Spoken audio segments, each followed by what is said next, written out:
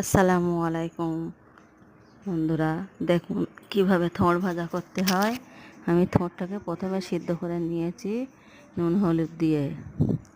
এবারে এটাকে একটা চাটুয়ে মধ্যে কিছু তেল দিয়ে দিলাম। তারপরে পেঁয়াজ কুচি ঝাল কুচি দিয়েছি, দিয়ে এটাকে নাড়াচাড়া করে নিলাম। অল্প সময়ের মধ্যে দেখবেন কিভাবে হয়ে এসেছে, পেঁয়াজটা লাল হয়ে এসেছে। এবার থোড়টা দিয়ে দেব। আপনারা একবার করে দেখবেন, খেতে খুব দারুণ লাগে। কম মশলায় রান্না। থোড় ভাজাটা হয়ে এসেছে। ভিডিওটা দেখলে আপনাদের ভালো লাগলে দয়া করে একটা লাইক আর সাবস্ক্রাইব করে দেবেন।